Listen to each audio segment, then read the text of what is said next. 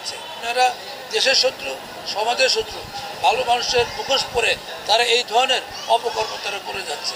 আমরা বিজ্ঞ আদালতকে বলেছি আমরা ভালো কাজ করতে চাই এবং ভালো কাজ করতে গেলে যে বাধা আসে আজকের মামলায় সেই বাধাগুলোই আসছে।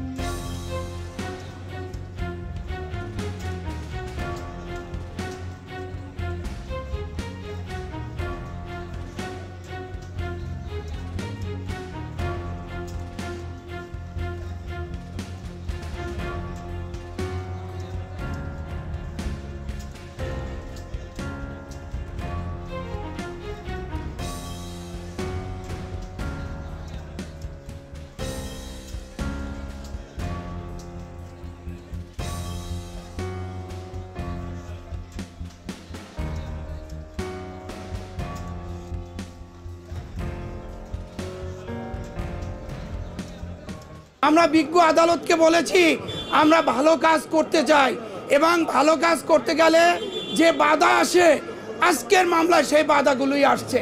সুতরাং যে অভিযোগ এনেছে এই অভিযোগ ঢাহা মিথ্যা এবং মিল্টন সমাদদার সত্যিকার অর্থে একজন মানবতার ফেরিওয়ালা। আমাদের কথা হচ্ছে মিল্টন সমাদদার কোনো অন্যায় করে নাই, কোনো অপরাধ করে নাই।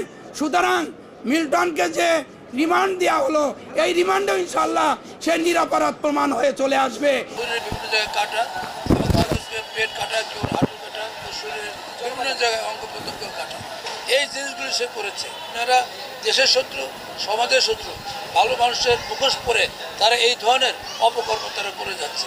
যেহেতু এই ঘটনার সাথে তার স্ত্রীও জড়িত এবং এই ঘটনার সাথে আরও কারা কারা জড়িত সেগুলো বের করতে হবে, কারণ এরা দেশের শত্রু, সমাজের শত্রু, ভালো মানুষের মুখোশ পরে তারা এই ধরনের অপকর্ম তারা করে যাচ্ছে।